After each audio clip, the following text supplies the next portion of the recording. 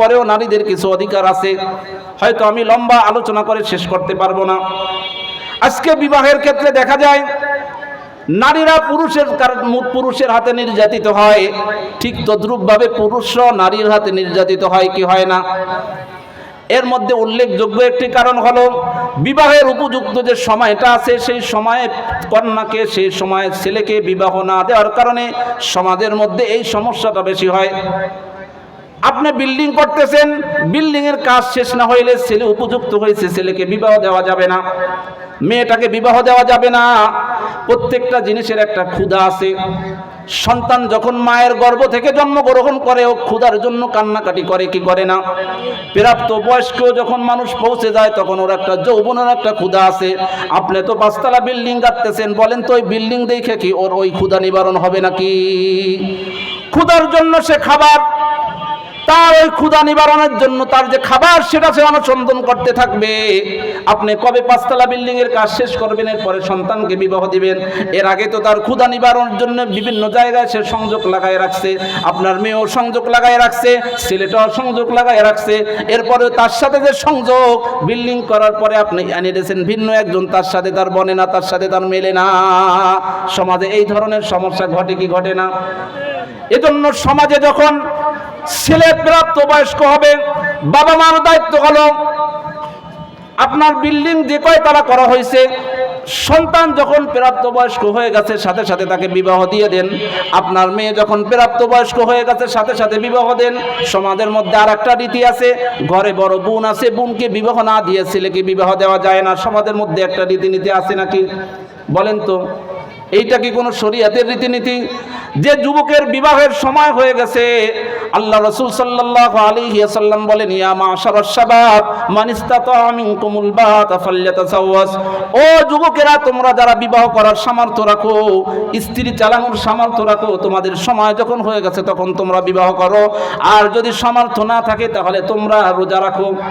বিবাহের মাধ্যমে তোমাদের দৃষ্টির হেফাজত হবে, বিবাহের মাধ্যমে তোমাদের আমলের হেফাজত হবে, বিবাহের মাধ্যমে তোমার আখলাকের হেফাজত হবে, বিবাহের মাধ্যমে তোমার চরিত্রের হেফাজত হবে, বিবাহের মাধ্যমে তোমার দিনদারিত্ব পূর্ণতা লাভ হবে।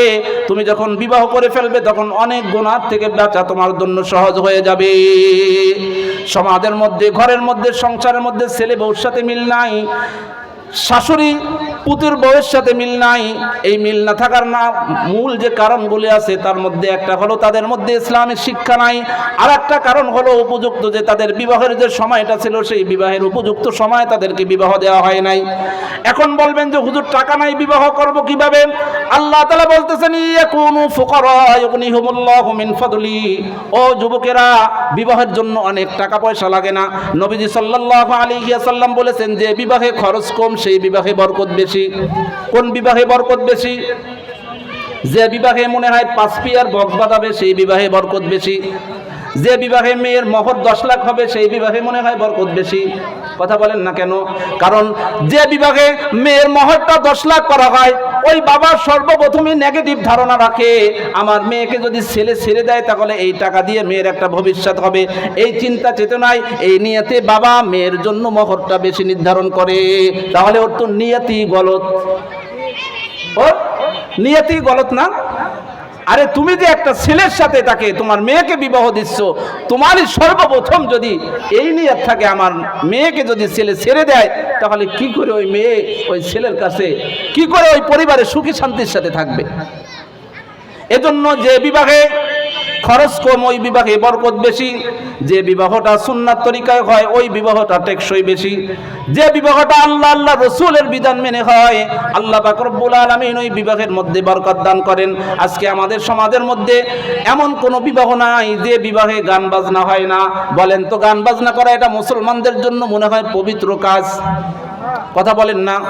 বিবাহের মধ্যে যে সমস্ত শর্ত আছে তার মধ্যে তো একটা শর্ত গান বাজনা করা। বিবাহের শর্তের মধ্যে একটা গান বাজনা আছে না শর্ত? কথা বলেন। বিবাহের যে শর্তগুলি আছে, সাক্ষী উপস্থিত হওয়া, ছেলে মেয়ে কবুল, একে অপরের তা শোনা, এর সাথে সাথে আরো কিছু শর্ত আছে না? গায়ে হলুদের সময় মেয়ের বাড়ি থেকে ছেলের বাড়ি আসবে, ছেলের বাড়ির থেকে মেয়ের বাড়ি যাবে, হলুদ শাড়ি পরে নদীর থেকে পানি আনতে যাবে কলসিতে করে, এরপরে বক্স বাজাইতে হবে, এই ধরনের বিবাহের শর্ত নাই? কথা বলেন না কেন? এই আপনাদের আশেপাশে বেঙ্গল ওয়াটার, এই যে আমি তো জানেন আল-আকসা মসজিদের ইমাম, নদীর পাড়ে একটা বিবাহ হচ্ছে কিছুদিন আগে। তা আলহামদুলিল্লাহ বেঙ্গল ওয়াটারে গানের ব্যাপারে 100% হুলিয়া জারি, যে আলহামদুলিল্লাহ কেউ গান বাজানোর সাহস বেঙ্গল ওয়াটারে করে না, সেইতে যে প্রভাবশালী হোক না কেন। আগে একটা সময় এক পরিবার গান বাজাচ্ছিল, তা আমি নিষেধ করাতে আস্তে বাজাইছে, আমাদের সাবেক মেম্বার সাহেবের কাছে নালিশ করছে। তা মেম্বার সাহেব বলছে, দেখো হুজুর যখন নিষেধ করছে কিছু তো বলা যায় না, তোমরা আস্তে বাজাও যাতে হুজুর না শোনে, যাতে আস্তে বাজাও যাতে হুজুর না শোনে। এরপরে মেয়ের বাড়ি আমাদের নদীর পাড়ে বেঙ্গল ওয়াটারে, ছেলের বাড়ি আপনাদের এই দিকে। যখন গায়ে হলুদের সময় আসছে, মেয়েরা, আমি তো আর আইজগাতির সব জায়গার ইমাম না, হুজুরে যেমন সবাই চিনে, আমাকে কি সবাই চিনে?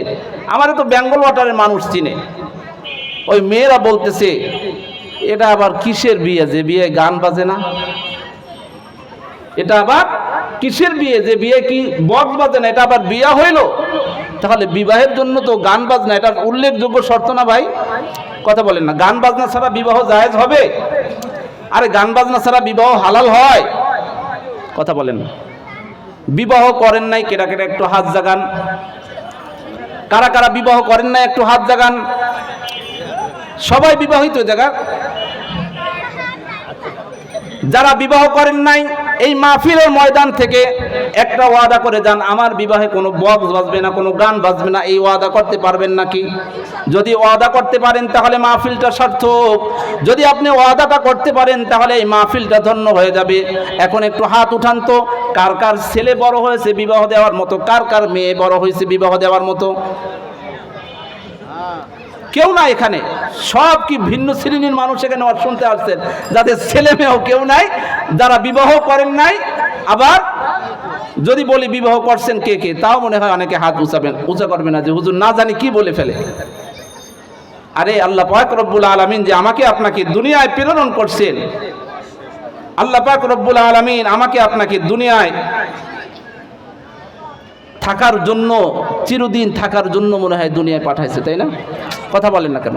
চিরদিন থাকবো আমি আপনি, তাহলে চিরদিন যখন থাকবো না, তখন যতদিন থাকবো ততদিন কার বিধান মানতে হবে?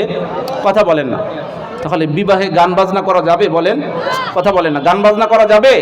বিবাহে গান বাজনা করা, কেউ যদি এটাকে হালাল মনে করে, যদি অবশ্যই জরুরি মনে করে তাহলে তারা উভয় পক্ষই বেঈমান হয়ে যাবে। তারা আর মুসলমান থাকার কোনো সুযোগ নাই। তাদেরকে মুসলমানদের কবরস্থানে দাফন করারও কোনো সুযোগ নাই। তাদেরকে আরেকজন মুসলিম মেয়ের সাথে বা ছেলের সাথে তাদের বিবাহ দেওয়ারও কোনো সুযোগ নাই। কোনো ধরনের আত্মীয়তা রাখারও কোনো সুযোগ তাদের নাই। যারা বিবাহের সময় গান বাজনা করাকে জরুরি মনে করে যদি বিবাহের মধ্যে গান বাজনা ছাড়া বিবাহ হয় না। আমি তো ছোট মাপের একজন মানুষ, হুজুর এখানে বসে আছেন, হুজুরের কাছে জিজ্ঞাসা করবেন, অনেক বড় বড় মুফতিরা আছেন, তাদের কাছেও জিজ্ঞাসা করবেন, হুজুর এইটা যদি কেউ মনে করে তাহলে তার কি ঈমান আছে? ও জুমা পড়ুক আর ঈদের নামাজ পড়ুক আর 5 ওয়াক্ত পড়ুক, কোনোটাই কাজ হবে না। কোনোটাই কি হবে না বলেন? কাজ হবে না। এজন্য বিবাহের সময় গান বাজনা করা হারাম। গান বাজনা করা শুধু মনে হয় বিবাহের সময় করা হারাম, মুসলমানের সময় করা যাবে। কথা বলেন না। 31st নাইটে তো করা যাবে, ভালো লাগতেছে না তখন তো মনে হয় গান বাজনা করা যাবে। না না, যেটা হারাম সর্বক্ষেত্রে হারাম, যেটা হালাল সেটা সব সময় হালাল, আর যেটা হারাম সেটা সব সময় হারাম। এজন্য যে সমস্ত যুবক ভাইরা আল্লাহ পাক রব্বুল আলামিন সামর্থ্য দিয়েছে, বিবাহ করার উপযুক্ত হয়েছে, আল্লাহ রাসূল সাল্লাল্লাহু আলাইহি ওয়াসাল্লামের বিধান মেনে বিবাহ করে নাও। আল্লাহ রাসূল সাল্লাল্লাহু আলাইহি ওয়াসাল্লাম বলেন, সালাসাতুন হাক্কুন আলাল্লাহি আউনুহু, 3 শ্রেণীর মানুষ আছে যাদেরকে সাহায্য করা, যাদেরকে সহযোগিতা করা আল্লাহ পাক রব্বুল আলামিন নিজের জিম্মাদারিতে নিয়ে নিয়েছেন। কয় শ্রেণীর মানুষ? কথা বলেন না। কয় শ্রেণীর মানুষের কে সাহায্য করা আল্লাহর জিম্মাদারি? সকলের উপরে সাহায্য করা আল্লাহর জিম্মাদারি, বিশেষভাবে 3 শ্রেণীর মানুষ। এই দেখো ফোন দিতে বারবার, একটু আসতে বল। তিন শ্রেণীর মানুষ যাদেরকে সাহায্য করা আল্লাহ নিজের উপর জিম্মাদারি নিয়ে নিয়েছেন বিশেষভাবে, তার মধ্যে হলো আল মুজাহিদু ফি সাবিলিল্লাহ, এক নম্বর শ্রেণী হলো যারা আল্লাহর রাস্তায় জিহাদ করে। দুই নম্বর হলো আল মুকাতাবু আল্লাযী ইউরিদুল আদা, যে প্রথাটা আমাদের সমাজে এখন বাকি নাই। তিন নম্বর হলো ওয়ান্না কিহু ইউরিদুল আফা, ওই যুবক যে বিবাহের মাধ্যমে নিজের চরিত্রটাকে সুন্দর করতে যায়, ওই যুবক যে বিবাহের মাধ্যমে তার আখলাকটাকে সুন্দর করতে চায়, ওই যুবক যে বিবাহের মাধ্যমে নিজেকে গুনাহ থেকে রক্ষা করতে চায়। আল্লাহ রাসূল সাল্লাল্লাহু আলাইহি ওয়াসাল্লাম বলেন, আল্লাহ পাক রব্বুল আলামিন ওই যুবকেরকে সাহায্য করা আল্লাহ পাক রব্বুল আলামিন নিজের উপর জিম্মাদারি নিয়ে নিয়েছেন। এজন্য যুবক ভাইয়েরা কোনো ভয় নাই, সামর্থ্য হয়ে গেছে, গোপনে বিবাহ করারও কোনো দরকার নাই।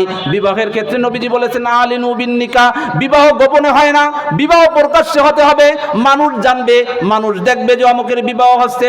বিবাহটা মসজিদে করো, বিবাহের আগে তোমরা খুতবা পাঠ করো, সুন্নাত তরিকায় বিবাহ করো। আর বাবাদেরকে বলে দেব, ছেলে যখন উপযুক্ত হয়েছে, বিভিন্ন তালবাহানা করে ছেলেকে আপনি যদি বিবাহের থেকে বাধা দিয়ে রাখেন, ছেলের যে যৌন ক্ষুধা, তার এই ক্ষুধা নিবারণের জন্য সে ভিন্ন পথ অবলম্বন করবে। সে যদি কোনো গুনাহের কাজে লিপ্ত হয়ে যায়, গুনাহ করে যেমনি ভাবে ছেলে দায়ী হবে, ও বাবা ও মা আপনার সামাজিক রীতিনীতি রক্ষা করে ছেলেকে আপনি বাধা দিয়েছেন, ঠিক তদ্রূপভাবে আপনিও কোনো পর্যায়ে দায়ী কম হবেন না। ঠিক তদ্রূপভাবে মেয়ে যখন উপযুক্ত হয়ে যাবে, মেয়ের জন্য পাত্র খোঁজা এটা বাবা মায়ের জিম্মাদারি, তাকে উপযুক্ত সময়ে বিবাহ দিয়ে দেওয়া। কখন মাস্টার্স পাস করবে, কখন ডিগ্রি নিয়ে আসবে, না না, ছেলে যখন উপযুক্ত সময় হয়ে গেছে বিবাহ দিয়ে দাও, মেয়ে যখন উপযুক্ত সময় হয়ে গেছে তখন বিবাহ দিয়ে দাও। আই বিবাহ দেওয়ার মাধ্যমে ছেলের চরিত্র রক্ষা পাবে, মেয়ের চরিত্র রক্ষা পাবে, তখন এই সুখ সমাজের শান্তির মধ্যে, সমাজের মধ্যে সুখ আর শান্তি রক্ষা পাবে, তখন স্বামী স্ত্রীর মধ্যে গন্ডগোল থাকবে না।